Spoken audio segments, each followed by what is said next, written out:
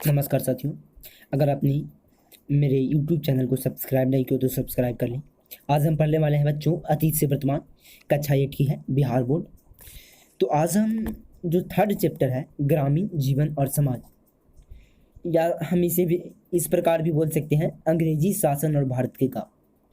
तो इस लेसन की आज हम कॉन्सेप्ट को क्लियर करने वाले हैं। तो चलिए हम कॉन्सेप्ट की ओर बढ़ते हैं। यहाँ पे देख सकते हो जो पाठ्य की मुख्य बातें हैं। सदा से भारत की जनसंख्या के अधिकांश लोग गांव में ही रहते हैं। कुछ लोग थोड़े समय के लिए बड़े नगरों में जाकर कमाते हैं। इस बात को आप समझ सकते हो। आपके गांव में अगर कोई बंदा है तो आप देखते होंगे कि कुछ जो भारत की जनसंख्या है वो गांव में ही अधिकतर ही रहती है, और कुछ लोग थोड़े समय के लिए नगरों में जाकर कमाते हैं, और जब खेती करने का समय आता तो वे फिर गांव में लौट आते हैं। इन्हीं में से कुछ लोग नगरों में अस्थायी निवास बना लेते हैं और गांव को लगभग भूल जाते हैं। देखिए जो यहाँ पे बताया जा रहा है कि सदा से जो भारत हमारा देश है, यहाँ की जनसंख्या, अधिकांश जनसंख्या जो है वो गांव में है। परंतु अब क्या हो रहा है कि गांव के लोग नगर में जाकर कमाई कर रहे हैं, और जब खेती का समय आती है गांव में तो वो फिर गांव में आ जाते हैं। इन्हीं से कुछ लोग नगरों में अस्थायी निवास बना लेते हैं, और बहुत से ऐसे भी बंदे होते हैं गांव के जो नगर में जाकर बस जाते हैं और गांव को लगभग भूल ही जाते हैं। कहाँ तो इसका परिणाम हुआ कि गांवों में जो रहने वाले हैं उनकी प्रतिशतता कम हो जा रही है और नगर की आबादी बढ़ती जा रही है। मतलब आप भी समझ सकते हो कि जब गाँव वाले नगर में जाकर बसेंगे या वहाँ पर रहेंगे तो गाँव वाले की जो प्रतिशतता है वो कमेगी और नगर वाले की बढ़ेगी। वही यहाँ पे बात बताई गई। उसके बाद दूसरा पैराग्राफ में बताया जा रहा है कि गांवों की एक विशेषता थी कि ग्रामीण की आवश्यकताएं सीमित थी और अपनी आवश्यकता की वस्तुएं वे स्वयं पैदा कर लेती थी। देखिए जो ग्रामीण लोग होते थे पहले, वो जितने भी अनाज, सब्जी, बहुत सारे जो हमारी सामग्रियाँ थी वो सब कुछ गाँव में ही पहले हम लोगों को आसानी पूर्वक मिल जाती थी। लेकिन अब तो गाँव की कोई वैल्यू ही नहीं रह गई। कहें तो देखिए यहाँ पे लिखा गया साफ साफ, अनाज और सब्जी उपजाना साधारण बातें थी। मसाले भी उपजा लेते थे गांव में। हल्दी, धनिया, प्याज, हरी मिर्च, लाल सूखी मिर्च उपजाने के साथ साथ तेलहन में सरसों, तीसी, महुआ, अंडी आदि उपज की प्रमुखता थी। दूध, दही, घी, कपास, गन्ना भी उपज के अंग थे। कपास से गांव में करघा द्वारा कपड़ा बन जाता था। देखिए अब तो कपास की इतनी कमी हो गई है गांव में कि कुछ कह ही नहीं सकते हैं।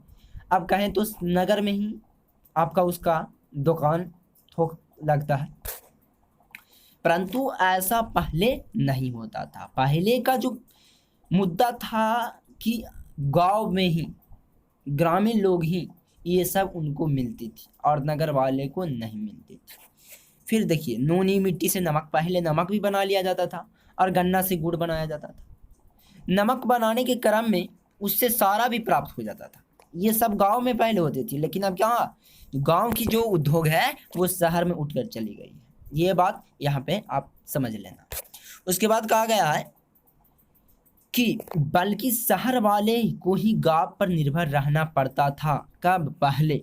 लेकिन अब क्या हो गया है, अपोजिट हो गया है कि गांव वाले पहले, जो शहर वाले थे वो पहले गांव पर निर्भर थे, लेकिन अब गांव वाले नगर पे या शहर पे निर्भर हो गए। उसके बाद इस प्रकार से क्षेत्र में गांव स्वावलंबी थे, बल्कि शहर वाले को ही गांवों पर निर्भर रहना पड़ता था। सारे लोगों की आवश्यकताओं की वस्तुएं गांवों से ही जाती थी। गांव के लोग प्राय मिलजुल कर रहते थे, आपसी विवाद के मिलजुल कर गांव में ही निपटा लेते थे। जो पहले आपसी विवाद थी वो मिलजुल कर गाँव में ही निपटाते थे, लेकिन अब क्या हो गई है, पुलिस आप लोगों के लिए रख दिया गया है। बहुत से कानून का ये देह बन गई है। पहले जैसी अब भारत नहीं रही, या कह सकते हैं कि हमारा जो भारत का ग्रामीण है वो पहले जैसी नहीं रही। जब से राज्य और सरकार नामक संस्था बनी, तब से किसानों को उपज का एक हिस्सा लगान के रूप में दिया जाने लगा। देखिए जब से हमारे भारत में राज्य और सरकार नाम की संस्था बनी, यानी कि राज्य स्थापित किया गया कि ये बिहार राज्य है और वहाँ की सरकार बनाई गई, तब से ही किसान को उपज एवं हिस्सा लगाने के रूप में दिया जाने लगा। यानी कि आप तभी आपका निश्चित जो भूमि है वो बता दी गई कि आप लोगों का ये 2 बीघा है, आपका जी आपका 4 बीघा है। इस प्रकार से फिर निश्चित क्रम में बताया गया कि इतना ज़मीन है और उस पे आप खुद लगा सकते हैं और आपके अलावा कोई नहीं लगा सकते। इस प्रकार से अब नियम कानून बन गए कब? जब राज और सरकार नामक संस्थायित था। अंग्रेजों को जब दीवानी मिली और लगान वसूलने का अधिकार मिला, तब वे पहले से चली आ रही लगान वसूलने की व्यवस्था को ही लागू कर रखा। देखिए, जो दीवानी पहले थे वो क्या करते थे, अंग्रेजों की हम बात कर रहे हैं कि जब दीवानी मिली और लगान वसूलने का अधिकार मिला, तब वे क्या करते थे कि पहले से जो चली आ रही थी कर वसूलने का व्यवस्था, उसी को लागू कर दिया। पहले के जमींदार ही लगान वसूलते रहे और एक निश्चित रकम कंपनी को देते रहे, लेकिन इस व्यवस्था से अंग्रेज संतुष्ट नहीं थे। फिर भी अंग्रेज उतना से भी संतुष्ट नहीं था। अब वे लगान वसूलने के अधिकार की नीलामी करने लगे, यानी कि आपकी गल्ला हो या नहीं, आप पे 30 मन, अगर आपका 5 कट्ठा भी है तो आपका कह देगा कि 10 मन आपको देना है, किसी प्रकार दे तो दे सकते हैं, नहीं दोगे तो आपको मार देगा। यही उन लोगों का उद्देश्य था बाबू। समझ लो कितना पहले हम लोगों को दबाया जाता था, लेकिन आज ऐसा नहीं। अधिक बोली लगाने वालों को लगान वसूलने का अधिकार मिलने लगा, उसे ठेकेदार व्यवस्था कहा गया। इससे ठेकेदार का लाभ बढ़ गया, लेकिन किसान परेशान रहने लगे। वही बात है कि जब आप उस पर ज़्यादा बोझ दे दोगे तो किसान लोग क्या परेशान हो जाएंगे, और ठेकेदार तो मुनाफा मिल ही रहा है, ज़्यादा गल्ला मिल ही रहा है, तो उनको मुनाफा ही होगा। कुछ वर्षों तक यही व्यवस्था रही, लेकिन बाबू अब समझो, अब कंपनी जिम्मेदार के साथ 10 वर्षों का करार करने लगी। उसके बाद क्या है इस संस्था कि कंपनी जो है वो जिम्मेदार के साथ 10 वर्षों का आप पे करार करने लगा कि आप 10 वर्ष तक किसी को नहीं दे सकते हो, सिर्फ हमें ही देना। यह करार किसानों से वसूले गए लगान का 9/10 भाग तय था। माने जो आप 10 वर्ष में जो कमाए हो उसका 9/10 भाग आप इस कंपनी को दे देना है। आपको निश्चित हो या नहीं हो, लेकिन आप उसको 9/10 भाग दे देना। 1793 में इसी राशि को सदा के लिए निश्चित कर दिया गया। जो 1793 है, इसी राशि को सदा कर दिया गया। क्या राशि था कि 10 वर्ष में जो आप उपजाए हो उसका 9/10 भाग कंपनी को दोगे। ये व्यवस्था मतलब लागू कर दिया गया है 1793 में कि ये हमेशा चलता रहेगा। इस व्यवस्था को बंदोबस्ती व्यवस्था कहा गया। जो ये व्यवस्था लागू हुआ इसी को हम क्या कहेंगे, बंदोबस्ती व्यवस्था। 100 में से 45% अंग्रेज लेते थे। जो 100% आपका हुआ अनाज, उसमें से 45% अंग्रेज लेते थे। 15% जमींदार तथा किसान को 40% पर ही संतोष करना पड़ता था। समझ लो बाबू कितना उनको घाटा हो रहा था। इस व्यवस्था से एक बदलाव यह सामने आया कि पहले जमींदार जहां लगान वसूलने लगे के अधिकार थे, अब सभी जमीन के भी मालिक बन बैठे। पहले वो खुद लगान वसूल रहा था, अब कह रहा है कि नहीं ये मेरा खेत है। समझ लो बहुत कह सकते हैं कि हम लोगों पर पहले दबाव बनाया जाता था। अब जमींदार आवश्यकता अनुसार जमीन बेच भी सकते हैं, लेकिन अब क्या है कि आप जमींदार हो तो आवश्यकता अनुसार बेच भी सकते हो और खरीद भी सकते हो। जमीन का मालिक बना देने के पीछे अंग्रेजों की यह सोच थी कि जमींदार उपज बढ़ाने का प्रयास करेंगे। दूसरी बात यह थी कि ग्रामीण क्षेत्रों में जमींदार अंग्रेजों के समर्थक थे, यानी कि अंग्रेज के साथ दे रहे थे जमींदार लोग। क्यों? कि जमीन का मालिक बना देने के कारण। उसके बाद आपका आता है, देखो यहाँ पे बना गया, वे अंग्रेजों की ही में हाँ मिलाते थे। हाँ में हाँ मिलाते थे। देखिए, वो अंग्रेज जो कहेगा कि हाँ ये काम होना चाहिए तो हाँ मिला देते थे। बस यही उन लोगों, कौन, जमींदार लोग ऐसा करते थे। जमींदारों के अतिरिक्त अंग्रेजों का बड़ा समर्थक दूसरा कोई हो भी नहीं सकता था। अगर होगा तो फिर किसान लोग बहुत परेशान होकर खुद उग्र हो जाएंगे इस व्यवस्था में। इसका लाभ अंग्रेजों को सदैव मिलता रहा। 20वीं सदी में जब अंग्रेजों के विरुद्ध आंदोलन शुरू हुआ तो जमींदार ने अंग्रेजों का ही साथ दिया। देखिए, उसके बाद इस लाभ अंग्रेजों को सदैव मिलता रहा। इसके बाद क्या हुआ कि 20वीं सदी में जब अंग्रेज के विरुद्ध आंदोलन शुरू हुए, 20वीं सदी की बात कर रहे हैं, तो जमींदार ने अंग्रेजों की साथ ही दिया। उस प्रकार भी जमींदार, उस समय भी जमींदार अंग्रेज का ही साथ दे रहा था। कुछ जमींदार आंदोलन को भी अंदर के साथ देते थे। देखिए, उन लोग का डर भी था बाबू कि हमें अगर कह सकते हैं कि जब उसको डर ये था कि अगर हम इसकी साथ नहीं देंगे तो हम लोग को मार देगा, और उससे भी डर था। तो ये अंदर अंदर काम कर रहा था, ये बहुत चुतिया था जमींदार लोग।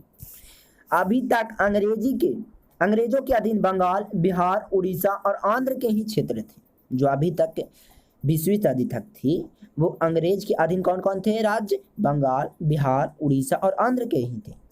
अब उनके अधीन और क्षेत्र आने लगे। देखिए फिर उन लोगों और दबदबा कायम करने लगा। कहा जाता है कि जब आप एक पे लोभ करोगे ना तो आपको सभी पे लोभ हो जाता है, वही बात है। चालू की गई। अब अंग्रेज अधिकारी सीधे किसानों से लगान वसूलने लगे। इस व्यवस्था को रैयतवादी व्यवस्था कहा जाता है, जिसे दक्षिण भारत और पश्चिम भारत में लागू किया गया। यह व्यवस्था अस्थायी थी। प्रत्येक 30 वर्ष के बाद लगान की राशि में बदलाव किया जाने लगा। उपज के आधार पर लगान निश्चित की जाती थी। देखिए फिर 30 वर्ष के बाद, प्रत्येक 30 वर्ष के बाद राशि में बदलाव किए जाते थे और उपज के आधार पर लगान निश्चित की जाती थी। अब देखिए थोड़ा सुधर रहा है बाबू। पंजाब, दिल्ली तथा पश्चिम उत्तर प्रदेश में महालबारी व्यवस्था लागू की गई। गांव के बड़े भूमिपति महाल और गांव का लगान वसूलने का जिम्मा उसे ही सौंपा गया। जो महाल थे भूमिपति, उन लोगों को ही क्या लगान वसूलने के लिए जिम्मा दे दिया गया। धीरे धीरे कुछ बदलाव कर रहा है अंग्रेजी शासन के अधीन की सारी भूमि का 19% अस्थायी बंदोबस्ती में था और 29% महालबारी व्यवस्था के अधीन था तथा 52% रैयतवादी व्यवस्था में था। इस बात को अब समझो। देखो जो 19% था वो किसका था? अस्थायी बंदोबस्ती में था भूमि, और जो 29% था वो महलवारी व्यवस्था में के अधीन था, और 52% रैयतवादी। ये तीनों किसके शासन के अधीन थे? तो अंग्रेजों के शासन के अधीन थे। पुराने जमींदारों में से आधे से अधिक की जमींदारी चली गई, कारण कि उन्होंने समय पर लगान की रकम जमा नहीं की। समझ लीजिए, अगर आप रकम नहीं पुराया तो आपका जमीन भी छीन लेगा। समझ लो कितना उस समय अंग्रेज हमारे देश को कहें तो पूरी तरीके से हमारे देश के लोगों पर दबदबा बनाए हुए था। उपज नहीं होने की स्थिति में भी लगान देना पड़ता था। फलतः जमीन या तो गिरवी रखनी पड़ी थी या बेच देनी पड़ी। आपको जो भी करना पड़ा, किसी भी तरह से आपको उसका लगान चुकाना पड़ता था। समझ लो, इससे समाज में महाजनों का एक नया समाज बन गया। जब ऐसा करोगे बाबू तो कोई भी उसको दिक्कत होगी, तो वो एक गुट बनाया। ये महाजन समय समय पर किसानों या जमींदारों को कर्ज देते थे और ब्याज के रूप में मोटी रकम कमाते थे। इनकी जमीन का क्षेत्रफल भी बढ़ने लगा। महाजन पुराने जमींदारों की जगह नए जमींदार बन गए। अब अंग्रेजों ने किसानों से नकदी फसल उगाने को प्रोत्साहित किया। समझो, अब अंग्रेज कह रहा है किसान को कि आप नकदी फसल उपजाओ जी। ये फसल कारखानों में कच्चा माल के रूप में उपयोग होता था। जो ये नकदी फसल थे वो कारखानों में कच्चा माल के रूप में उपयोग होता था। किसान भी इस ओर ध्यान देने लगे, कारण कि ये उपज शीघ्र बिक जाती थी। जैसे ही उपजाता था उनका बिक जाता था और उन्हें नकद रुपया मिल जाता था। ये वस्तुएं थी कपास, जूट, चाय, नील, अफीम, यह तरह की जो ये तुरंत बिक जाती है। काटोगे और तुरंत खेत में से उपजाकर बेच दोगे। बाद में जब भारत में चीनी के मिल, तो गन्ना भी एक नकदी फसल में आ गया। देखो, जब फिर बाद में भारत में चीनी का मिल खुला तो गन्ना भी एक नकदी फसल के रूप में माना गया। क्यों? क्योंकि चीनी भी तुरंत बिक जाती थी। तो वो चीनी कहाँ से प्राप्त होती थी? गन्ना से ही। तो इसीलिए इसे भी नकदी फसल में मान लिया गया। नील की खेती किसानों के लिए लाभजनक नहीं थी। देखिए इस बात को आप समझो।